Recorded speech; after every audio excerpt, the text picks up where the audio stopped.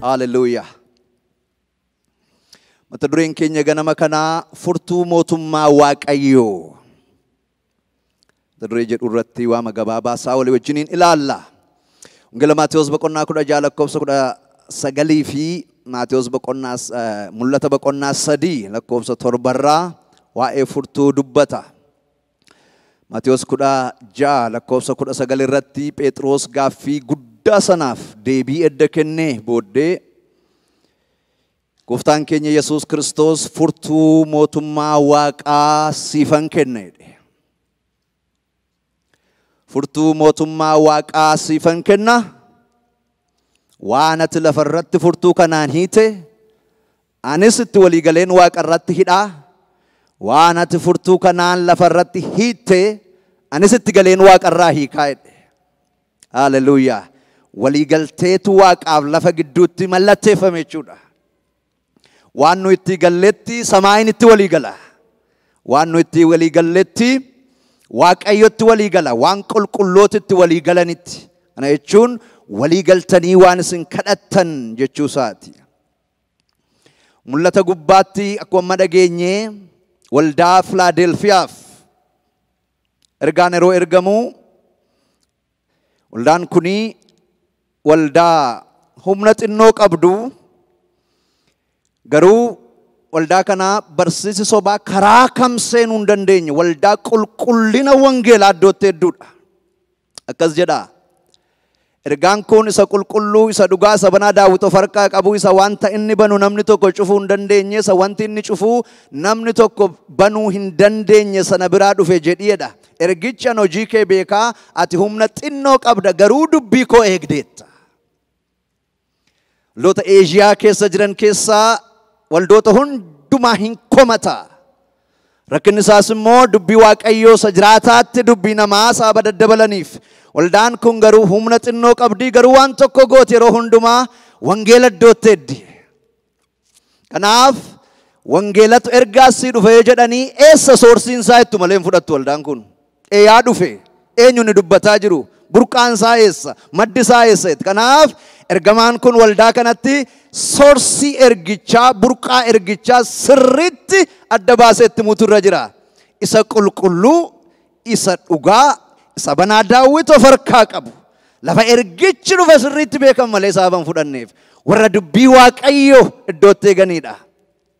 Kanaaf waldaa kana biraa amal lafanni dhufe keessaa inni guddaan isa banaa Daawit of harkaa qabu biraatii dhufe jedha. Furtuu mootummaa Waaqayyoo. Gooftaan keenya Yesuus Kiristoos edda du'aa ka'ee booddee waldaa isaatiif furtuu mootummaa kenne. Yookaas furtuun mootummaa furtuun simbolii birmadummaati. Bara duriitii jalqabee ammarraatti har'a biyya Westernii keessatti the symbol of freedom mallattoo birmadummaati har'a furtuun sa'aatii kanatti. Yesus Kristos birmaduu nama baase bilisa nama baase du'aa ka'uusaa booda. Warri Roomaa kan isaan ittiin nama sodaachisan kan isaan ittiin nama torchii godhan fannoodha. Kanaaf aboo warra taayiranii aboo diktaatorootaa cabse Yesus du'aa ka'uusaatiin. Bilisa ba'e namni du'a sodaachuu didan namni warra amanan minu warri namaninu hin dhossuu yaalanii fannoon mallattoo ittiin nama torchii godhani mallattoo nami baay'ee ceeggee sodaatu ture fannoon jibbamaa ture fannoo muka gati qabeessa godhe Yesus fannoo jaallatamaa godhe Yesus fannoo minya warri diktaatorootaa Roomaan ittiin sodaachisanii nama bushanii fannoo waan jaallatamaa godhe Yesuus Kiristoos. Hallelujah. Poweriin warra taayiraniidha hin cabe fannoo Yesuus booda. Namni du'a sodaachuu dide fannoo sodaachuu dide maaliif nama fannoo booda du'aa ka'e tokko argineerra. Yesuus Kiristoos du'aa ka'eera sababa jedhaniif sodaan fannoo yelloon fannoo riproochiin fannoo irra jiru hundumaa namni ija biraan fannoo ilaaluutti ka'e bilisa kuni. yeroo sanaa jalqabanii warri biyya bushanii ajjeesuudhaan nama sodaachisuu danda'u hin dandeenye. Fannifamuu sodaachuu dide namni, bilisa ba'e namni jechuudha. Sasaan ittiin sammuu namaa, meentaalii namaa garboomfatan sana cabse Yesuus Kiristoos. Birmaduu argate namni karaa hundumaa. Fannoon mootummaan Waaqayyoo mootummaa birmadummaati. Furtuu mootummaa Waaqayyoo yeroo jedhu furtuu birmadummaa isiniif nan kenna jechuu isaati. Gooftaan keenya Yesuus Kiristoos gara biyya lafaa kana dhufee furtuu Daawit fudhate. Furtuu Daawit mootonni furtuu walitti dabarsu. The key of the kingdom ini mootummaan yeroo darbu mootummaa sattaanutti furtuutu darba. Mootota jiran hundumaa keessaa furtuu Daawit yookaas immoo mootummaa Daawit adda godhee dubbata sagaleen Waaqayyoo.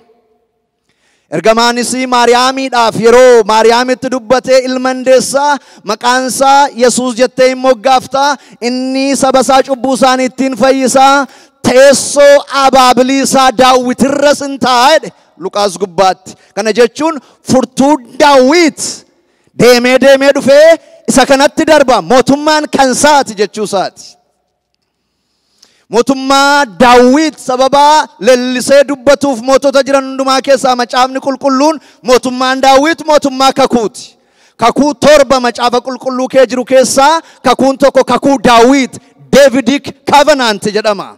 Mootummaan Daawit mootummaa kakuun dhaabbateedha.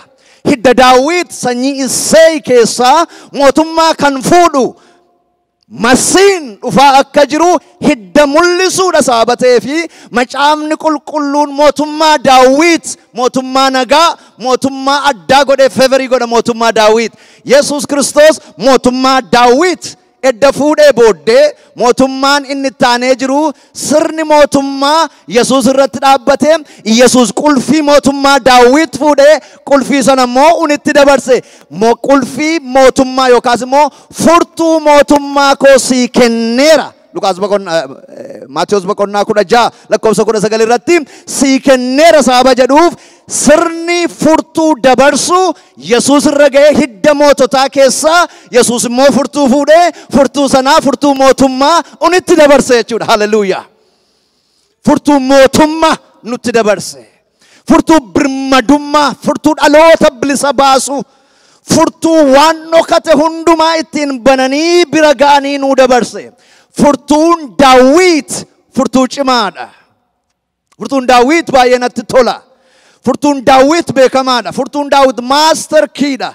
Mana Daawit keessa kan jiru manni mootummaa hundinuu yeroo baay'ee nan dubbadha furtuu mataa isaa qaba. Inni kan Daawit garuu furtuu mana Daawit mootummaa isaa keessa jiru hunduma inni banu master kiin garuu kan Daawit jedhama.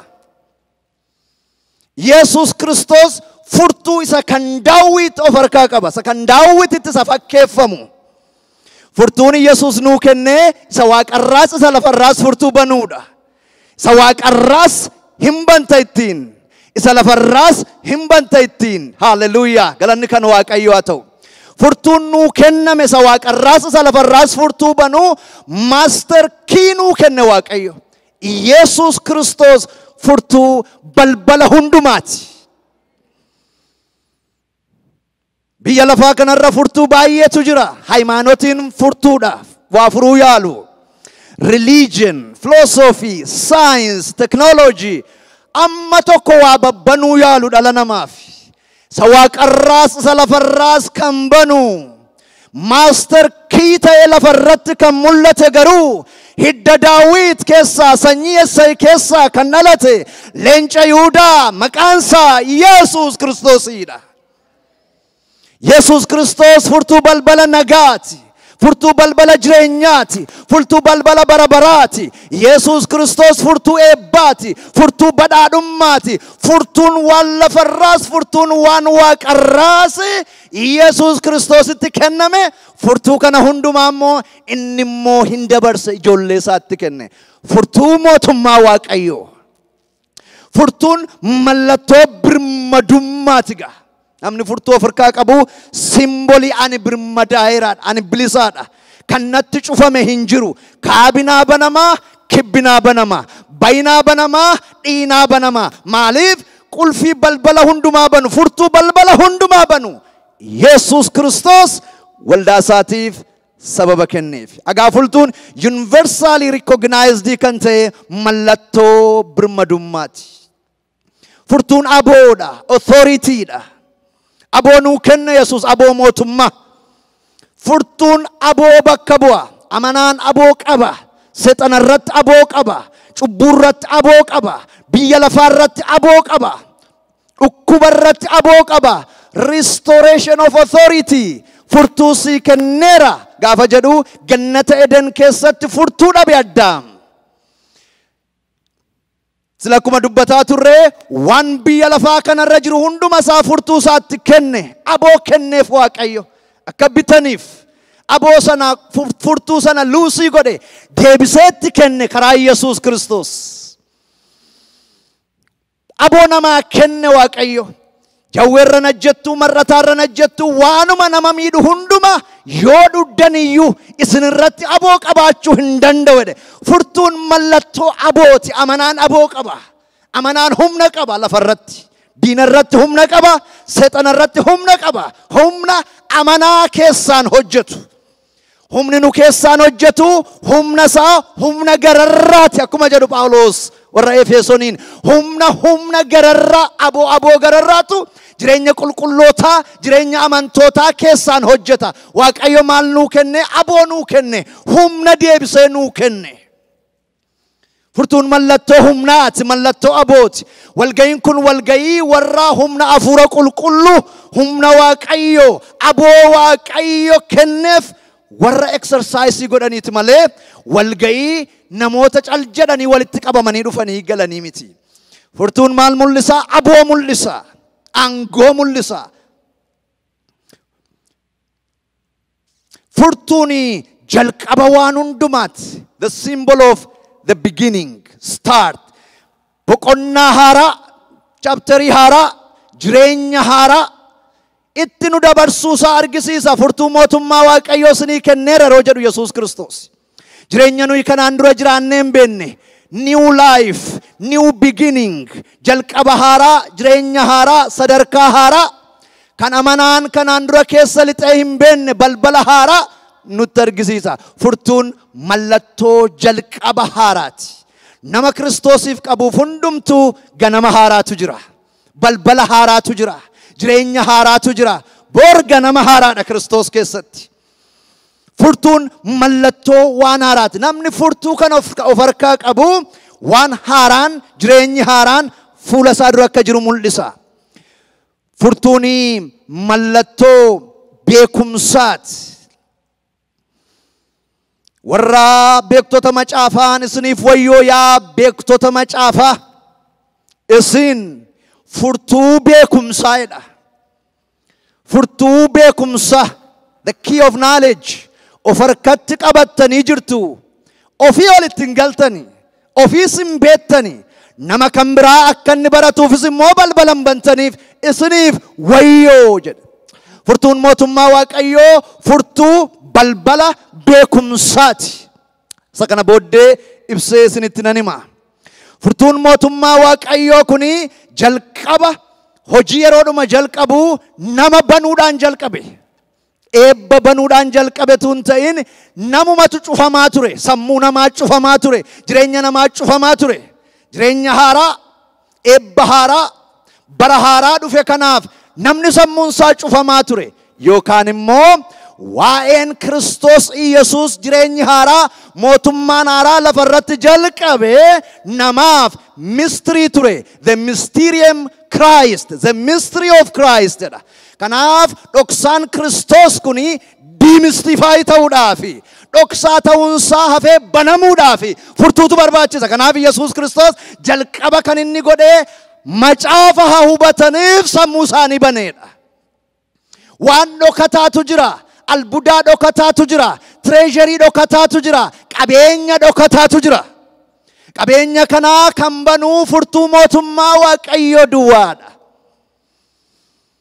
Luqaas boqonnaa 24 lakkoofsa 14 irratti isa kana nutti hima. Yemmuu isaanii wajjin ture waa'ee kootiif seerri Musee macaafni raajotaatiif macaafni faarfannaa keessatti kan caafame hundumaa raawwatamuu fi akka jiru kana ani isinitti himeera kunoo kanan isinitti hime kunoo isa kana isaaniin jedhe ergasii macaafa haa hubataniif sammuu isaanii bane. Furtuun mootummaa Waaqayyoo hojii ishee gaafa jalqabdu sammuu namaa banuun jalqabdi. Sammuun dukkaneeffame, sammuun cufame, mistirii mootummaa Waaqayyoo, dhoksaa mootummaa Waaqayyoo hubachuu hin danda'u. Macaafa haa hubataniif isa waa'ee dubbatu, isa waa'ee dhoksaa Kiristoos dubbatu. Dubbiin Kiristoos kun immoo dhoksaa ture, haguugamaa ture, veelloo jala ture. Dhoksaa Kiristoos kana unveil kan godhu, uncover kan godhu sammuun yoo banamedha. Hallelujah.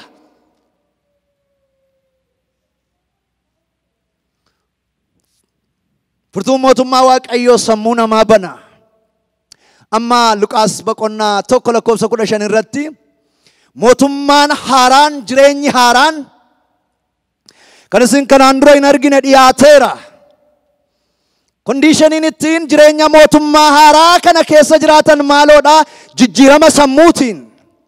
Sammuu lamatu ture macaafa qulqulluurra. Seera uumamaatii jalqabee amma macaafa Mikiyaasitti sammuu tokkotu ture. Maatiyoosii jalqabee sammuu kakuu haaraa, the mind of the new covenant waan jedhamu sammuutu ture. Sammuun kakuu moofaa, sammuu kakuu haaraa jalatti funkshinii gochuu hin danda'u. Kanaaf Waaqayyo geeddarumsa sammuu mind transplantii gochuutu irra jira. Mootummaa haaraa kana namni capture akka godhutti. Mootummaa haaraa kana, jireenya haaraa kana kan hubachuu danda'an tokkoffaa geeddarumsa qalbiitiin. Metanoia, shift of mind, change of mind. Paradigmii jijjiirame malee akka isa durii sanatti arguu hin dandeessanidha. Amma Yesuus Kiristoos ilaalcha kakuu haaraa gara ilaalcha kakuu moofaatti fiduudhaaf yaaliin godhu argitu. Wangeela Maatiyos boqonnaa 17 irratti addanatti maal jedha?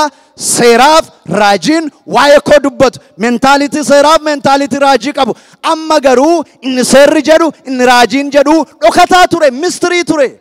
Waan dhokataa sun mul'ifameera isin garuu hin argitani. Yohannis boqonnaa 6 irratti macaafa qulqulluu kana bayeessa gootanii dubbifattu. You read the scripture diligently. Garuu inni isin dubbiftan kuni waa'ee koo dubbata. Sammuun isaanii sababan banamneef garuu hin arganne. Kanaaf Yesuus Kiristoos geeddarumsa sammuutiin mootummaa haaraa kanatti galtuu jedhe. Geeddarumsa sammuu qalbii jijjiirannaa jechuun taarni jechuudha. Akkuma isinitti hime sammuu kakuu moofaatu ture. Sammuun kakuu moofaa sammuu Musee jedhama. Sammuun kakuu haaraa sammuu Kiristoos jedhama.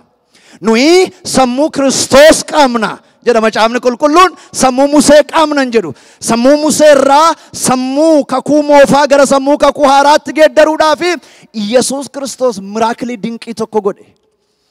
Duukaa bu'uu sammuun geeddaramuu dide. Duukaa bu'uu ilaalchi isaanii gara kakuu haaraatti dhufuu dide. Gara gaaraatti ol baasee miraakilii cimaa tokko godhe. Ilaa Museen isin yaaddan kunooti. Raajiin Eliyaasis kunooti. Ani immoo kakuu haaraa bakka bu'ee kunooti. Amma gaa waan gochuun isin irra jiru abbaan dhufee isinitti himu dhaggeeffadhaa jedhe.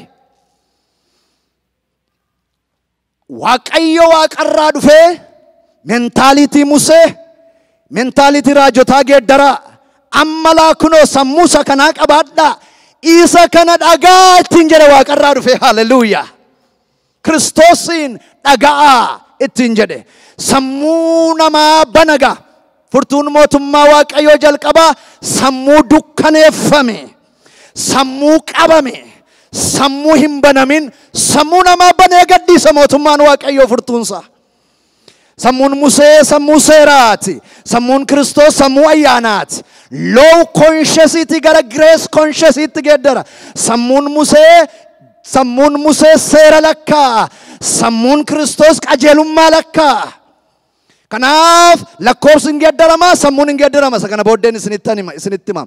Maqaa Yesuus mootummaan Waaqayyoo Luqaas boqonnaa 4 lakkoofsa 24 irratti qulfiin mootummaa Waaqayyoo, furtuun mootummaa Waaqayyoo sammuu banuudhaan eegala. Ilaalcha geeddaruudhaan eegala. Yaada geeddaruudhaan eegala. Christ like mindset. Christ like world view. Ilaalcha Yesuusin fakkaatu. Haasaa Yesuusin fakkaatu. Sammuu Yesuusin fakkaatu. Jireenya dhala namaa keessatti uuma. Furtuun mootummaa Waaqayyoo waan arginee hin beekne, waan dhokataa, waan nuyi bira hin geenye, beekumsa nu jalaa qabametti karaa ittiin ba'anidha. Kanaaf furtuu beekumsa qabdaniirtu kan inni ittiin jedheef. Yesuus Kiristoos beekumsa Waaqayyoo ture. Ogummaa Waaqayyoo ture nuun jedha Qorontos. Yesuus Kiristoos Waaqayyoo beekumsa ture, uniif mistirii ture. Yesuus Kiristoos Waaqayyoof knowledge ture. Waaqayyootu beeka waa'ee Yesuus. Uniif warra kakuu moofaa keessa jiran, kakuu qabaniif, kakuu keessa jiraniifis, Ayizaabaafis dubbiin Yesuus Kiristoos dubbii dhokataa ture jedha sagaleen Waaqayyoo. Roomee boqonnaa 15 lakkoofsa 25 irratti dubbii dhaloota jalaa dhokatee ture jedha. Qolaasiyaas boqonnaa 2 gubbaattis dhoksaa Kiristoos jedha. Mystery. Waan dhokataa, waan haguugamaa, waan golgamaa. Staashasii tokko tokko yeroo dhaabanii namoota beekamoodhaa fi amma inni ijaaramee dhumutti in golgu naannoo isaa. Amma inni hojjetamee dhumutti. Gaafa inni hojjetamee dhumee jedhee namni dacha'ee naannoo sana ilaala waan isaan beeku. Warra hojjetaa jiraniif knowledgeedha. Warra ala jiraniif dhoksaadha. Mistiriidha. Amma inni banamutti. Garuu waa jira. Wantichi garuu bakkee hin baane. Banamuu qaba. Irraa ka'uu qaba golgaan. Kanaaf gaafa inni hojjetamee dhumee jedhu guyyaa akkasii golgaatu irraa ka'a gaafa jedhan publicly bakkeetti banamuudhaaf yeroo inni jedhu namoonni dhufanii naanna'u golgaan irraa ka'a. Kana booddee mistiriituu hin ta'in public knowledge ta'a. Beekumsa namootaa ta'a. Yesuus Kiristoos Waaqayyoo beekumsa ture. Beekumsi yeroo bakkee ba'ee jedhu, yeroo bira ga'amee jedhu, sirna barnootaa keessa galee, karikulamii keessa galee waan dhokataan yeroo argamee jedhu barumsa ta'ee namaa kennama.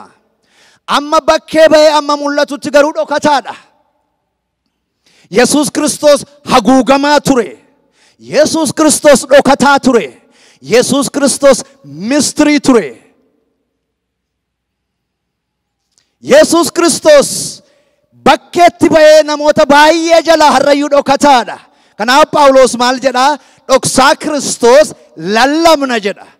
Maaliif? Dhoksaa akka inni hin taane ifaa akka inni ta'utti.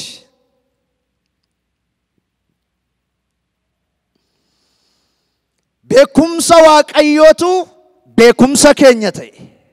Wisdamii Waaqayyootu wisdamii kee ogummaa Waaqayyootu ogummaa keenya ta'e.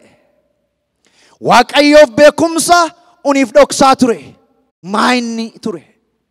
Amma Kiristoos Waaqayyoofis beekumsa, nuufis beekumsa. Hallelujah. Waaqayyoofis ifaadhaa akkuma ifaa ture, akka Waaqayyoof ifetti ilmi isaa kun nuufis akka ifu godhe Waaqayyo.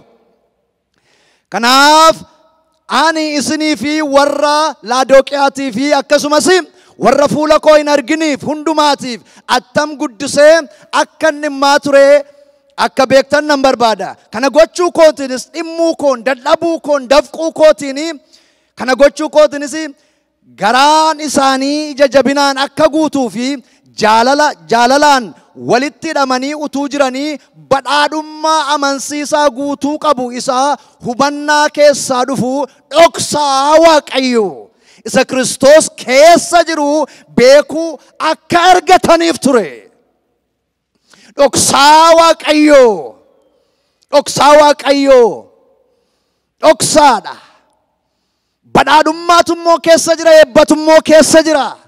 Amma Phaawulos dhama'uun koo, fiiguun koo, dadhabuun koo, hojjechuun koo goolii ana achiivii godhu dhoksaa Waaqayyoo isa ta'e.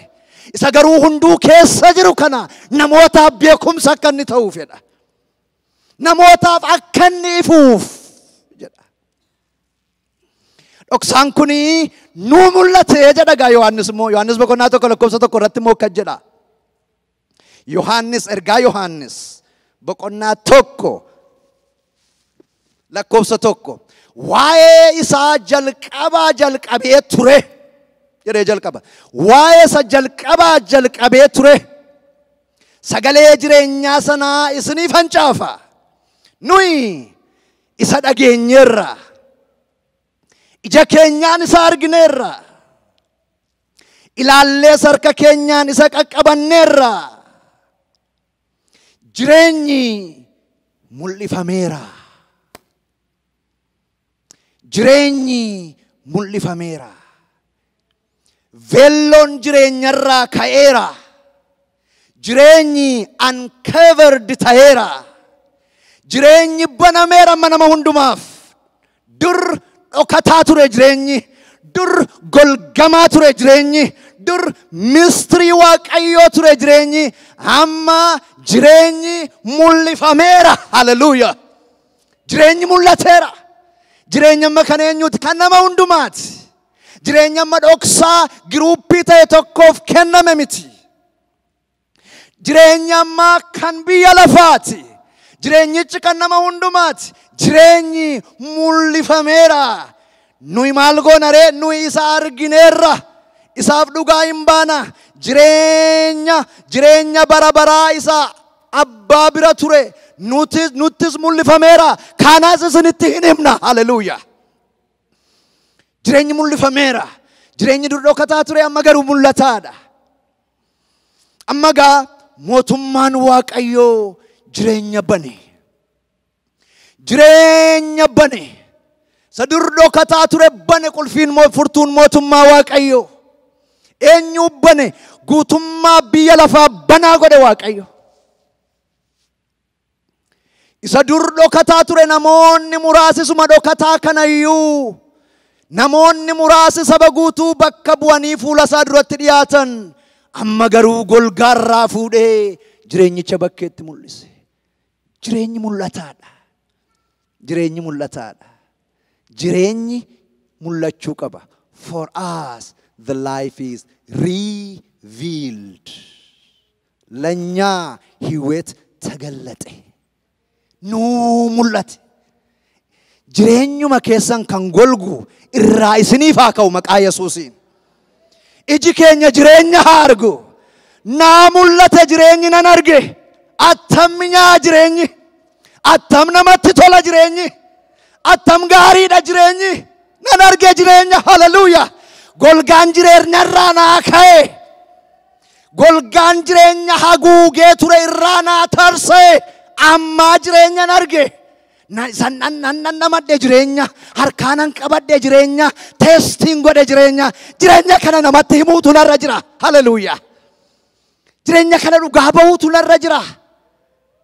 Dinqiidha jireenyi kun mul'ate. Jireenya mul'ate.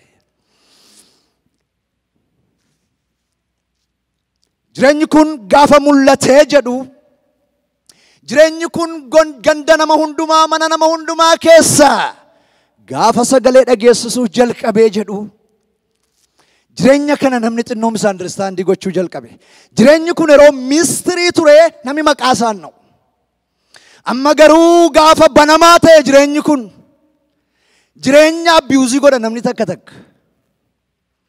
Jireenya dalgatti fayyadama takka. Gaafuma jireenyi banamuu jalqabu paablikiidhaaf yerosuma kweessiyaniin ka'e dur hin jiru.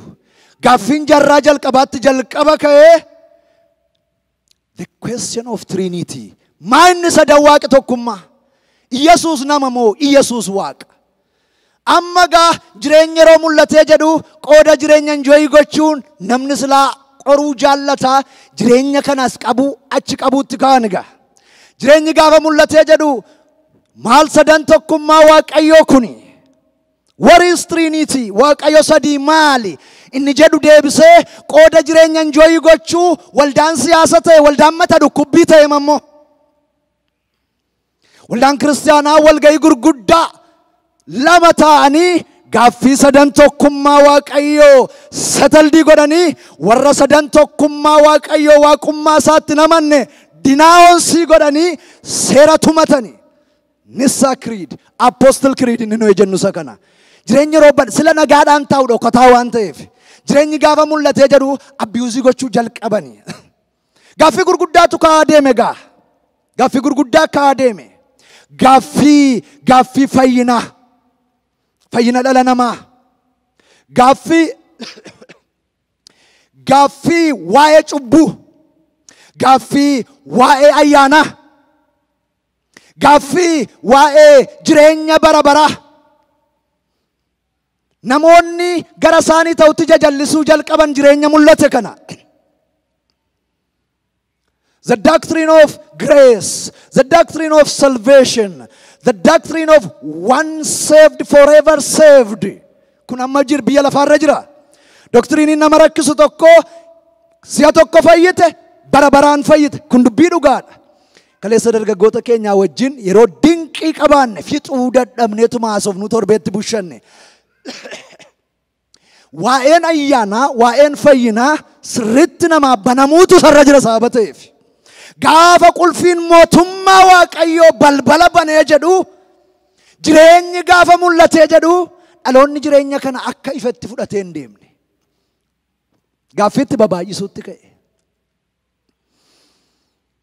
Aannan fayyee bara baraan fayyite cubbuu kan hojjetu foon keetii. Afurri kee bara baraan lubbuun kee bara baraan fayyee foonni immoo silayyuu biyyoodha biyyootti deebi'a. Don't worry about sin. Namoonni jedhan jiru. The doctrine of law and the gospel. Seeraaf ayyaanni wal makatee gargar ba'uu didee nama rakkisuutti ka'e. Gaafa jireenyi banamee jedhu dur balballi isaa cufaadha. Gaafa inni nama rakkisee jedhu warri Roomaa mystery kana mysterium of Christ isa demystify ta'e kana deebinee mystery goonaa jedhani. Maali? Rakkina baay'ate. Dhoksaa haa ta'u. Wangeela kaniiku poppii duwwaa haa ta'u. Dubbii waaqaa kan dubbatu poppii duwwaa haa ta'u. Macaafni translate hin ta'in. Tokkoffaa dinagdee sin dadhabsiisee maqaa keenya sin dadhabsiisee wangeelli nama hundumaa harka galuun irra hin jiru. Deebinee dhoksaa goona. Dhoksaa poppii guddaan duwwaan hiiku. Kana irratti walii galanii dhoksaa tadeebi'uun mul'ate kun. Waa yeroo dhokatee jedhu nama muraasa fayyada. Dhoksaan bakkee baanaan namaan ta'u. Biyya keenya rakkina fidaa kan jiru tokko isa kana.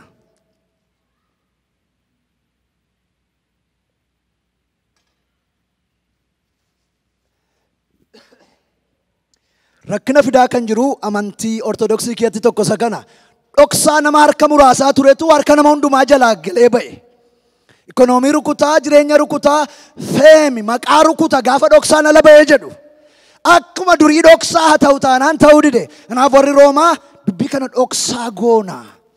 Roomaan basilikaa ijaaruudhaaf, qabeenya kontiroolii gochuudhaaf jedhani. Nama jalqabaa afaan Faransaa irraa afaan Ingiliffaatti biyya Ingilis keessaa macaafa qulqulluu hiike King Jamesitti hiike abiddaan gubani. Amma kana siriyeesiidha. Waaqayyo garuu jireenya amma dhokataa miti. Isa hiyyeessaafis isa beekaafis, isa guddaafis, isa xinnaafis golgaan irraa ka'eera jedheera. Haleluuyaa. Gosa hundumaaf, afaan hundumaaf, wallaalaaf, beekaaf, xinnaaf, guddaadhaaf jireenyi mul'ateera. Haleluuyaa. Isa dubartiif, isa dhiiraaf, isa Giriikiif, isa Yihuudiif jireenyi wal qixa mul'ateera. Agaa akkuma nama jedhe jireenya misyuuzii gochuutti ka'e namni. Gaaffii guddaan gaaffii ayyaanaaf gaaffii cubbuu ture gaa. The doctrine of grace. Nuyi ayyaanatti amanna. Ishee kana sirriitti na dhaggeeffadhaa.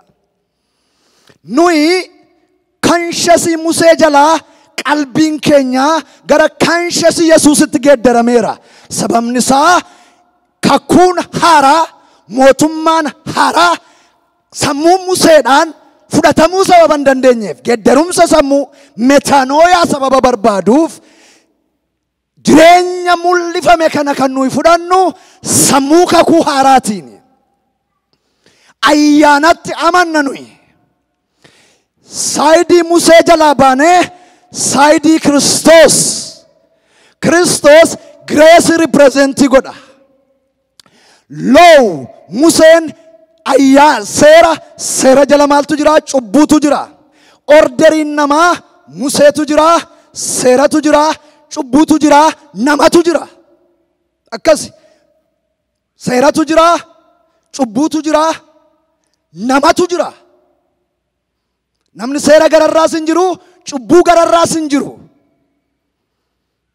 Seerri cubbuu gooteedha, sitti faradaa, firdii cubbuu jala jiraatta. Garaa Yesuus yeroo dhuftu Yesuustu jira, ayyaanatu jira, nutu jira, cubbuutu jira. Orderii geeddare Yesuus. Law, sin, human being. Kiristoos ayyaana qulqulloota cubbuu. Ilaala. Orderii Yesuus jalatti cubbuun miilla jala dhufa. Orderii Musee jalatti ati miilla cubbuu jala dhuftee galta.